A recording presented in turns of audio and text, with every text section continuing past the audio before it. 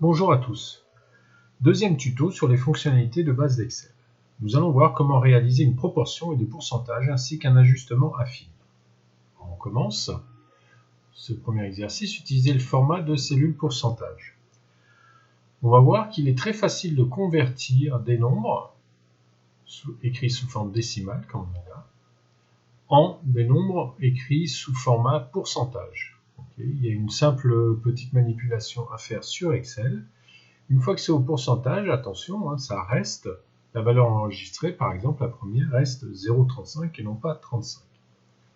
Pourquoi changer en pourcentage? Parce que souvent, en fait, on a l'habitude d'utiliser les pourcentages et on est plus à l'aise avec eux. Voyons ça sur le document Excel. Alors, le document Excel correspondant, c'est celui-ci. On voit qu'on a des nombres décimaux. Pour les changer au format pourcentage, on va utiliser cette icône que vous voyez ici, là, et dans la partie nombre. On est resté dans l'onglet accueil, là, et on est dans cette partie-là.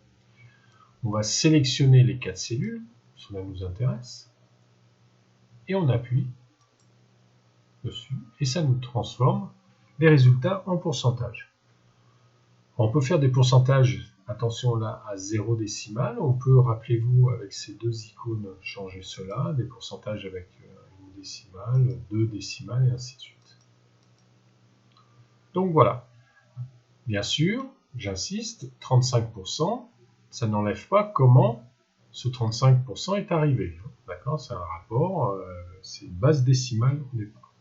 Très bien. Ensuite, maintenant, nous allons voir comment calculer des proportions ou des fréquences. Donc, on revient sur notre exercice. Voilà. Et on va revenir à comment constituer en fait ce tableau-là. Alors là, on s'aperçoit qu'on va réutiliser quelque chose qu'on a déjà fait avant, une formule avec, je vous rappelle, ce qu'on appelle une adresse relative, c'est-à-dire que quand on va les tirer, celle-là, elle peut être modifiée. Regardez, on passe de B2, C2, D2 et ainsi de suite. Et puis une adresse absolue, puisqu'en fait, on veut que là, le diviseur, en fait, soit toujours le même, c'est la somme totale. Alors, par la même occasion, on va utiliser une nouvelle fonction d'Excel, qui est ici, la fonction somme. On revient dans notre document Excel. Voici. C'est la deuxième partie. Là, nous allons créer nos formules. Alors, on va créer le total. On met un égal, bien sûr. Comme il n'y a que 3 valeurs, on serait tenté de faire ce qui est en B2, plus ce qui est en C2, plus ce qui est en D2. Et voilà, on a le total. Bon, mais ça, quand vous allez utiliser Excel, vous allez rarement utiliser pour 3, 4 ou même juste pour 10 valeurs. Vous allez utiliser souvent pour 100, 1000 et ainsi de suite. Donc, vous n'allez pas faire un par un toutes les cellules. Sinon, ça ne sert à rien d'utiliser Excel. Donc, c'est là où on va utiliser une formule d'Excel. On met notre égal, on tape SO et on voit apparaître, alors évidemment on ne le voit toujours pas sur la vidéo, c'est dommage, vous verrez en le faisant, on voit apparaître une petite fenêtre où il y a plusieurs sommes. Donc on prend la première, on la sélectionne, voilà. Et encore une fois, somme, on a des arguments à remplir. La somme, on va lui dire qu'il va prendre de la cellule B2 à la cellule D2. Donc de B2 jusqu'à D2, ça se traduit comment on le voit, B2, 2 points D2. Si vous mettez point virgule B2 entre B2 et D2, il va prendre simplement le premier nombre en B2, puis le dernier nombre D2, c'est tout. Donc là, B2, 2 points D2, sélectionne tous les nombres qu'il y a là. Alors si vous voulez, je vous fais, on a dit, un affichage plus important. Voilà. Et pour bien mettre la formule, voilà, B2, 2 points D2. D'accord? Ensuite, qu'est-ce qu'on fait? On fait en fait une fréquence, c'est-à-dire c'est l'effectif de la classe sur l'effectif total, l'effectif de la classe en B2, divisé par l'effectif total. Comme on va ensuite bouger, étendre la cellule, ce qu'on veut, c'est que sur l'effectif total, cette adresse soit une adresse absolue, donc elle ne bouge plus. Je vous rappelle, on se met entre E et 2, on fait F4, et on fait Entrée. Puis on étire notre formule, on va aller jusqu'au bout. Alors pourquoi je vais même jusqu'à E3, pardon? Parce qu'en fait, je vois bien que si j'ai mon effectif total là, sur l'effectif total, ça devrait me donner 1. Ça me permet de vérifier mon résultat. Encore une fois, on préfère avoir des pourcentages. C'est pas grave, on sélectionne les cellules qui nous intéressent, on appuie sur l'icône pourcentage, et voilà. C'était marqué, je crois, pourcentage à 0 décimale, donc on reste comme ça. Je rappelle, si vous voulez changer une décimale, bon là, ça ne change rien du tout, donc autant le laisser comme ça. Donc voilà pour cette partie de transformer un nombre décimal en pourcentage et comment utiliser une proportion. Et on va voir que dans l'exercice suivant, l'utilisation d'une adresse relative et d'une adresse absolue va encore nous être utile, notamment pour le calcul du taux d'évolution. Donc on revient sur la feuille d'exercice et on voit le calcul de taux d'évolution. En effet, suivant que l'on veuille obtenir un taux par rapport à l'année précédente, voilà, ou par rapport à une année de référence qui ne bouge pas, on va utiliser soit une adresse relative, soit une adresse absolue. Si vous regardez bien, dans la ligne 3, donc on veut le taux de 2019 par rapport au taux de 2018, puis le taux en 2020 par rapport à 2019, et ainsi de suite. Donc voilà, c'est une adresse relative qu'on va utiliser. Par contre, pour la ligne 4, c'est un taux d'évolution par rapport à l'année 2018, donc B2, la cellule B2, la cellule de référence, elle ne doit pas bouger, donc c'est pour ça qu'on l'utilise sous forme absolue. On va appliquer ça sur notre feuille Excel. Voilà. On va passer à la troisième partie. On va la mettre plus grande. Pareil, ce sera plus simple. Donc, on a nos résultats. On a dit qu'on voulait calculer un taux d'évolution. Par rapport à 2018, on n'en a pas besoin puisque avant on n'a aucune valeur. Donc forcément, c'est le taux d'évolution de 2019 par rapport à 2018 et ainsi de suite. Donc pour cela, on fait une formule qui est assez simple. Si on fait la différence de la valeur d'arrivée moins la valeur d'origine, d'accord, divisé par la valeur d'origine. Ça, c'est un classique du taux d'évolution. Donc, je fais ça. Voilà. Puis, j'étire ma formule jusqu'à la colonne qui m'intéresse. Voilà. Colonne. Voilà mon résultat.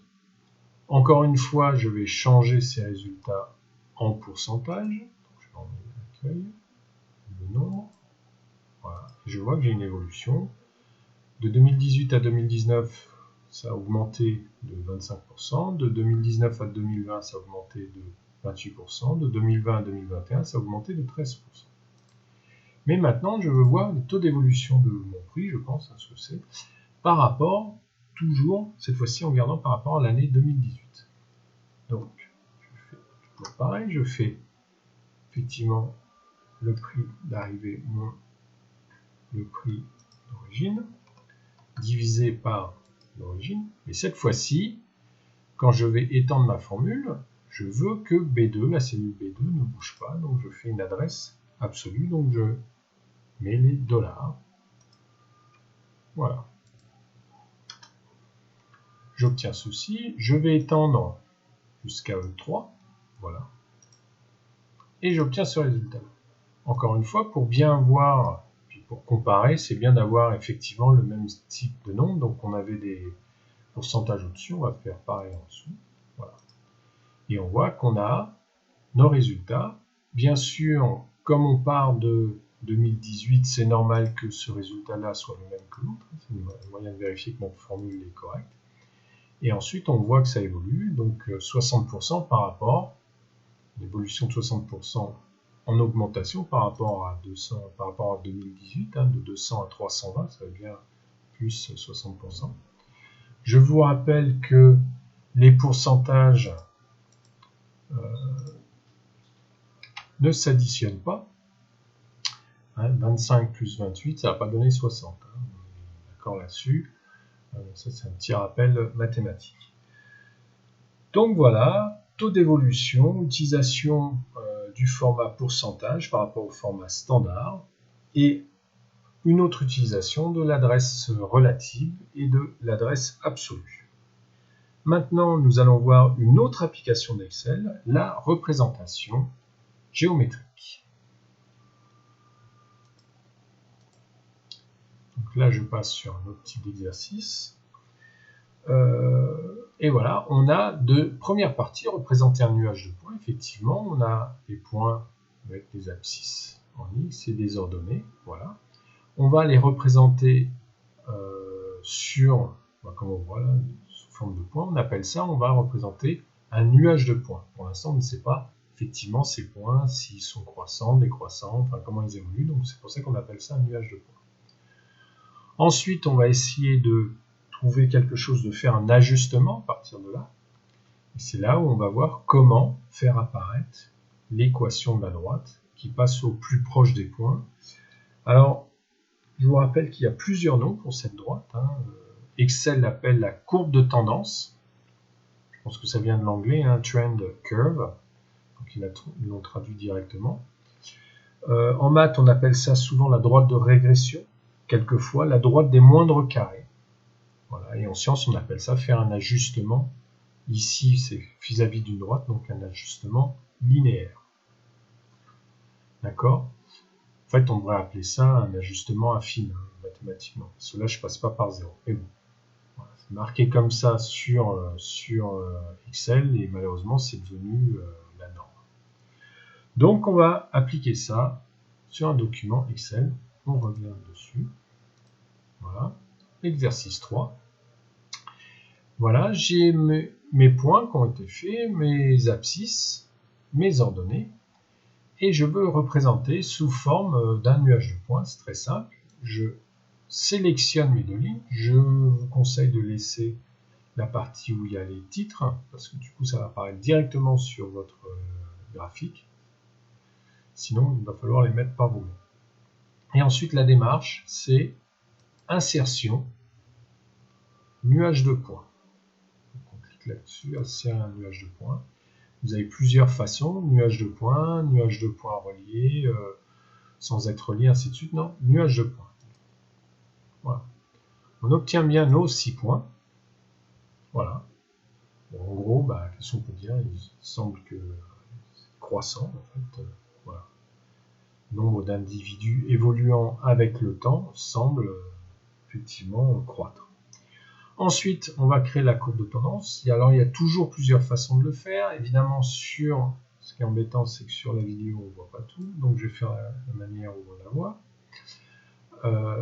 On clique sur les points.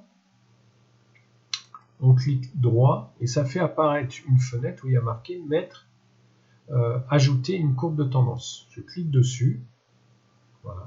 Et on voit apparaître cette fenêtre. Instinctivement, ils vous mettent toujours sur ce qu'ils appellent la courbe de tendance linéaire, bien sûr. Mais on peut voir qu'on peut en faire d'autres. On les verra dans une activité prochaine. Donc nous, pour l'instant, c'est simplement ça. Et ce qui est intéressant avec Excel, c'est qu'on peut savoir très facilement l'équation de la droite correspondante. Ici, quand vous allez en bas, il y a marqué afficher l'équation sur le graphique. Boum, elle apparaît tout de suite. On verra plus tard qu'il vous donne aussi le coefficient de détermination, le R carré, on verra à quoi ça correspond. Pour l'instant, c'est juste la manipulation. Je clique sur les points, clic droit, ça fait, on me demande est-ce que je veux ajouter une courbe de tendance. oui. Et avant de faire OK, j'oublie pas de marquer afficher l'équation sur le graphique. Voilà. Dessus, si vous voulez, après, on peut modifier. Je sélectionne ici, je vais dans Accueil. 9, on ne voit pas grand-chose, donc je vais l'augmenter. 12, voilà. Et j'ai mon nuage de points qui est représenté avec un ajustement qu'on appelle un ajustement linéaire. Donc ça, après, il y aura des études faites au niveau science. C'est après qu'on dit, bah, allez, c'est croissant, décroissant, et ainsi de suite. Ok, voilà, ce sera tout. Merci, au revoir.